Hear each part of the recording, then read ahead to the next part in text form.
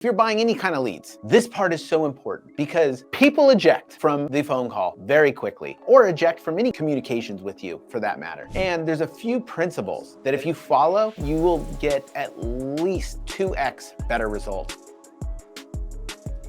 Welcome back to The Playbook. I'm Jason Feltman, and this is the Playbook series on sales. And today we're gonna be talking about the 4 parts of a winning P&C insurance sales script, starting with the first part of the 4 parts, which is the opener. We've called the pickup line, we've called it the icebreaker, but this is really that initial part of the phone call. And if you're buying any kind of leads, this part is so important because people eject from the phone call very quickly, or eject from any communications with you for that matter. So we have to make sure that we knock this one out of the park. And there's a few principles that if you follow, you will get at least 2x better results. The first principle with the opener is to make sure that your agent does not hang up. Like no matter what, they can't be the one to hang up. I see this so many times with people and it drives me banana sandwich. And that's when an agent calls a lead, they go, oh, okay, I'll call you back. And then they hang up the phone. It's like, what are you doing? We've seen people close sales, one call closes while the client was dispatching cars at their job and had to keep putting the agent on hold because they were literally working and dispatching cars. And the sales agent just kept going on hold, kept getting more and more information, but they stayed on for that. And that person did not want to stay on initially. So it could definitely happen. The icebreaker, so important. People form an opinion within 5 seconds of a person. This is why we've always trained our agents on this.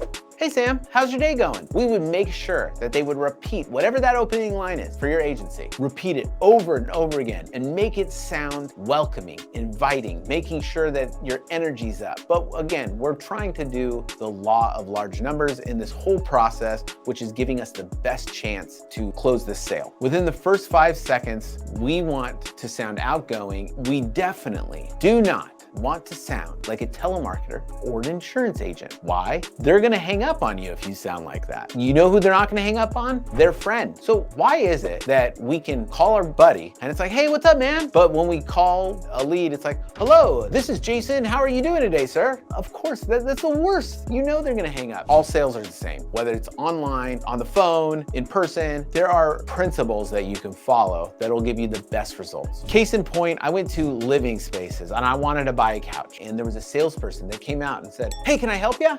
And the way he did it and came at me was so salesy that just like a knee-jerk reaction, if a doctor hit my knee with one of those little hammers, I said, no, I'm okay. And I walked past him and he didn't say anything else. He could have approached me like a friend. Hey man, how's your day going? Oh, pretty good. Cool. Are you going to the back? Like he could have engaged in a normal human conversation to get to the point of helping me because I actually needed help. And I didn't even know where I was going in the store. But he approached it like a salesperson and he got my knee-jerk reaction. And just like a phone call that we're doing, we do not want to sound like a salesperson or a telemarketer or like everybody else. This part, again, you being an agency owner, have the control to break out of the mold. You don't have to sound like other people. So this step is so important. So what we do is we got to get our agents to say something natural and to say it like they would normally say it and to say it like that they were excited. Kind of like if they called their friend and they were really excited about a movie that they just saw and how they would describe it. Call with that kind of tone, call with that kind of enthusiasm. And if you're not an enthusiastic person, don't try to like push yourself in that direction. Just sound normal, like it's a friend. You want to kind of catch them off guard, and we want to try to get away from those knee-jerk reactions. When somebody fills out something online, they had something that happened to them with their insurance company, probably the raising of rates. They got in a car accident. They didn't like the way the company handled it. Something that they just didn't like about their insurance company. So they're thinking, this is a good time that I can shop around and find something. These are the 3 things that they're motivated by. They want to find something that's cheap, quick, and easy. What's the opposite of that? This is going to be expensive, take a long time, and that it's not easy.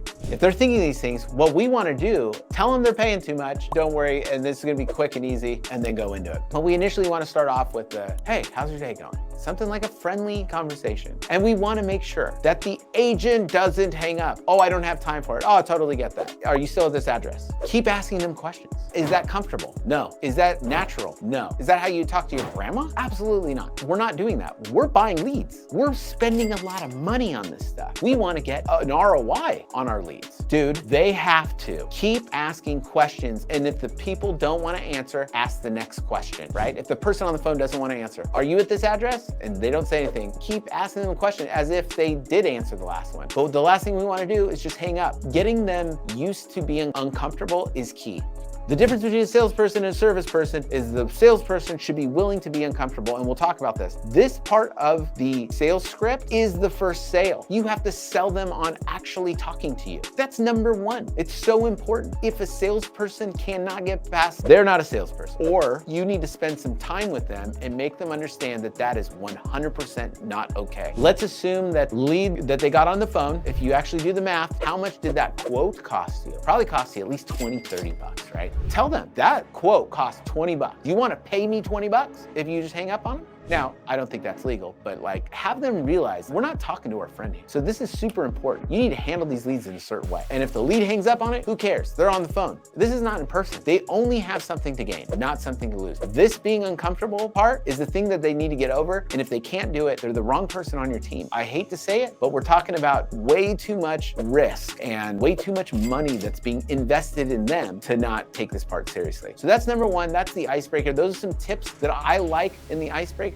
Getting into the answering of more questions on the policy, or just keep talking back and forth. And if they ask something that puts up a roadblock, just get past it. Just ask something else. If you want to go right into that work family fun that we talked about the other day, at least let's keep them on the phone, because we know this is that if they are on the phone for longer than 2 minutes, you're most likely going to get the quote. It's very easy for somebody that once they pick up the phone, within the first few seconds, it's easy for them to hang up. But once they've stayed on the phone, it's very hard for them to leave the conversation, especially the more time they put on that call. Let's say they've talked for 5 minutes. It can be hard for them to back out because they've already invested 5 minutes. You know, they'd have to agree that 5-minute decision was a pretty poor decision if they decided to hang up, and they feel bad because they started to talk to you. So we can get to know them later, but really the initial part of this call is to keep them on the phone. That's it. That is the first play of the script opener playbook. I'm Jason Feltman. Tomorrow, we're gonna get into the connection, second part of the script training.